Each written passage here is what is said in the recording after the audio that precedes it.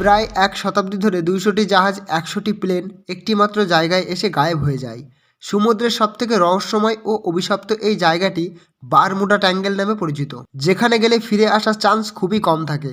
Similar দুর্ঘটনা তো বিশ্বের বিভিন্ন সমুদ্রে প্রায় সময়ই ঘটে থাকে, কিন্তু তারপরেও বারমুডা ট্রায়াঙ্গেলে কি এমন রহস্য লুকিয়ে রয়েছে যার কারণে বিজ্ঞানীদের কাছেও এই জায়গাটি ডেঞ্জারাস বলে মনে হয়। আজকের ভিডিওতে সেই বিষয়েই জানবেন। নমস্কার বন্ধুরা, আমি এসকে আপনাদের সাথে। ভিডিওটি শেষ পর্যন্ত দেখতে থাকুন এবং আমাদের পাশে থাকুন। চলুন এবার শুরু করা যাক। যদি আপনি পৃথিবীর ম্যাপে বারমুডা ট্রায়াঙ্গেলকে সার্চ করেন, তাহলে সেখানে এই জায়গাটিকে খুঁজে পাবেন না। আমরা ম্যাপে যে বারমুডা ট্রায়াঙ্গেলকে পিন পয়েন্ট করি, এই বাউন্ডারিটা কেবল অনুমানের উপর ভিত্তি করেই বানানো। পৃথিবীর ম্যাপে কেউ এর সঠিক লোকেশন বলতে পারেনি। মনে করা হয় এই এরিয়াটি প্রায় 1.3 মিলিয়ন স্কোয়ার কিলোমিটার অথবা 5 লক্ষ স্কোয়ারের মধ্যে পড়ে। মানে এই জায়গাটি দুটো জাপানের সমান বড়। 1964 সালে আরগেসি ম্যাগাজিনে আমেরিকান লেখক ভিনসেন্ট হেইস গেডিস সর্বপ্রথম ত্রিভুজ আকারের শ্বেতটি এই জায়গাটিকে বারমুডা ট্রায়াঙ্গেল নামে উল্লেখ করেন। অনুমান করা হয় এই জায়গাটি বারমুডা দেশ থেকে আমেরিকার মায়ারি ফ্লোরিডা হয়ে পিউরোটিকা পর্যন্ত বিস্তৃত।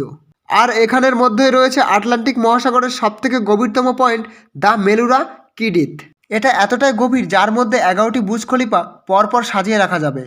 এমন নয় যে আটলান্টিকের গভীরতম পয়েন্টে এসে হারিয়ে যাবার কারণে জাহাজগুলিকে খুঁজে পাওয়া যায়নি, বরং যেই জাহাজগুলি এখানে এসে হারিয়ে গেছে তারা এমনকি একটিও চিহ্ন রেখে যায়নি। আর গবেষকরা যেসব ডুবে যাওয়া জাহাজের সন্ধান পেয়েছে, এগুলি হারিয়ে যাওয়ার পিছনে কোনো সেন্স নেই, কোনো লজিক নেই। যেমন 5 ডিসেম্বর 1872 সালে ব্রিটিশ শিপ ড্রিলগেসিয়া অ্যাজোরেস উপকূল থেকে 400 মাইল দূরে যাত্রা করছিল, কিন্তু যাত্রার মাঝে ডেভিড মুরহাউস ও তার লোকেরা দূরের দিকে একটি জাহাজ দেখতে পায়। কাছে যেতেই দেখে এটা মরিসেলিস্ট। আর এটা হলো সেই জাহাজ যেটাকে এক সপ্তাহ আগে নিউ ইয়র্ক থেকে জেনোয়া নিয়ে যাচ্ছিল তারই বন্ধু বেঞ্জামিন ব্রিগস। এই জাহাজটির পথে বারমুডা ট্রায়াঙ্গেলের রুট ছিল। ক্যাপ্টেন মুর যখন জাহাজকে সিগন্যাল পাঠায়, মেরিসেলেস থেকে কোনো উত্তর পাননি। কয়েক ঘন্টা ওয়েট করার পর যখন জাহাজ থেকে কোনো উত্তর পাননি, সে তার কিছু লোকজনকে জাহাজের ভিতরে পাঠায়। তারা ভিতরে প্রবেশ করে দেখে সব ঠিকঠাকই রয়েছে, কিন্তু জাহাজের ভিতর 7 জন ক্রু, একজন ক্যাপ্টেন ও তার স্ত্রী আর তার 5 বছরের কন্যা গায়েব। আর ভিতরে রাখা একটি ছোট্ট লাইফ বোর্ডও গায়েব। কেবল জাহাজের ভিতর খাঁচায় বন্দি একটি ক্ষুধার্ত পাখি চিৎকার করছে। বাকি জাহাজের ভিতর সব কিছু ঠিকঠাক আছে, যেমন জাহাজে রাখা 6 মাসের খাবার পড়ে আছে পণ্য সামগ্রী, এমনকি জলাদস্যুদের দ্বারা আক্রমণ করাও কোনো চিহ্ন নেই।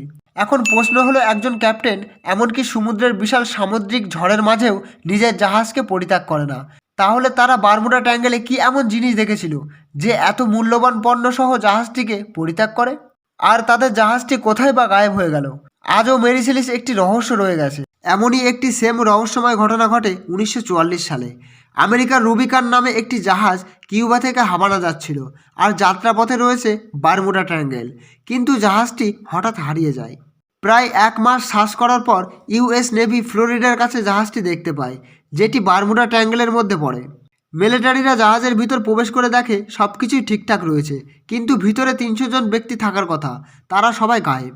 কেবল একটি কুকুর ডকের মধ্যে ঘোরাঘুরি করছে, কিন্তু কোনো মানুষের চিহ্ন নেই। বাকি খাবার জিনিসপত্র সব কিছুই অক্ষত রয়েছে। দেখে মনে হচ্ছে জাহাজের যাত্রীরা যেন এক এক করে জাহাজ থেকে ঝাঁপ দিয়ে আত্মহত্যা করেছে। কেবল এই দুটি রহস্যময় ঘটনা নয়। 1925 সালে এসএস কোটোপাক্সি সাউথ ক্যারোলাইনার চার্লস স্টান থেকে যাত্রা শুরু করে। গন্তব্যস্থান ছিল হাভানা, কিউবা। আর যাত্রার মাঝে রয়েছে বারমুডা ট্রায়াঙ্গেল, কিন্তু জাহাজটি কখনোই তার গন্তব্যস্থলে পৌঁছাননি। অথচ 1980 সালে এই জাহাজের ধ্বংসবিশেষ খুঁজে পাওয়া যায় গভীর মরুভূমির মাঝে, যা ছিল খুবই আশ্চর্যজনক ঘটনা। 2020 সালে জানুয়ারি মাসে একজন বিজ্ঞানী কনফার্ম করেন যে এটাই হলো সেই হারিয়ে যাওয়া এসএস কোটোপাক্সি। সবথেকে ভয়ঙ্কর ব্যাপার হলো বারমুডা ট্রায়াঙ্গেলের আতঙ্ক কেবল সমুদ্র পর্যন্ত সীমাবদ্ধ নেই, এমনকি আকাশ পর্যন্তও বিস্তৃত রয়েছে। আর এই কারণেই এই জায়গাটির উপর দিয়ে পাইলটরাও যেতে ভয় পায়। 1945 সালের ডিসেম্বর মাসে 5টি টর্পেডো 14 জন ক্রু মেম্বার নিয়ে ফ্লোরিডা থেকে যাত্রা শুরু করে। এটা ছিল তাদের 3 ঘন্টা ট্রেনিং এক্সারসাইজ, কিন্তু 19 মিনিট ওড়ার পরে প্লেনে প্রবলেম দেখা দেয়। ফ্লাইট লিডার চার্লস টেলার রেডিওর মাধ্যমে মেসেজ পাঠায় যে এখানের ওয়েদার কন্ডিশন খুবই খারাপ হয়ে গেছে, কম্পাস ঠিকভাবে কাজ করছে না, আর বাকি 4টি পাইলটের সাথে কন্ট্যাক্ট করা যাচ্ছে না। এই লাস্ট মেসেজটি পাঠানোর পরে 5টি প্লেন গায়েব হয়ে যায়। এই 5টি প্লেনকে খোঁজার জন্য আর 2টি প্লেনকে পাঠানো হয়। এই 2টি প্লেনের মধ্যে একটি প্লেন আবারও গায়েব হয়ে যায়। আর এই পয়েন্টটি ছিল বারমুডা ট্রায়াঙ্গেলে।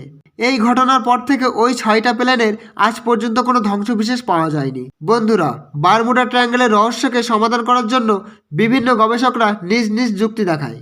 যেমন সমুদ্র বিজ্ঞানীদের মতে রোগ ওয়েভের কারণে জাহাজগুলি ডুবে যায়। রোগ ওয়েভ হলো সমুদ্র থেকে উৎপন্ন হওয়া সেই ঢেউ যাদের হাইট প্রায় 5 তলা বিল্ডিংয়ের সমান উঁচু হয়ে থাকে।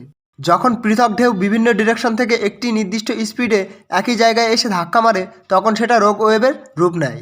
মানে একটি সিঙ্গেল ঢেউ 30 ফুট উচ্চতা পর্যন্ত লম্বা হতে পারে, আর যদি বিভিন্ন ডিরেকশন থেকে কন্টিনিউ হতে থাকে তাহলে সেটা 100 ফুট হাইটে দাঁড়িয়ে যায়। আর এই বিশাল বড় ঢেউ যে কোনো বড় জাহাজকে ডুবিয়ে দিতে পারে। আর বারমুডা ট্রায়াঙ্গেল এমনই প্রকাণ্ড সামুদ্রিক ঝড়ের জন্য পরিচিত। কিন্তু তারপরেও এই জায়গাটি সব রহস্যের সঠিকভাবে ব্যাখ্যা দিতে পারে না। এমনও জাহাজ এখান থেকে পাওয়া গেছে যার ভিতরে কোনো যাত্রী নেই। তবে সেই জাহাজগুলির সাথে কী ঘটেছিল? কিছু এক্সপার্টদের মতে মাঝ সমুদ্রে যখন প্রচণ্ড গতিতে ঝড় ওঠে, বিশেষ করে রোগ ওয়েভ দেখা দেয়, এই ঢেউটি তখন অসহনীয় শব্দ সৃষ্টি করে থাকে, যা নার্ভ সিস্টেমের জন্য ক্ষতিকর ইফেক্ট।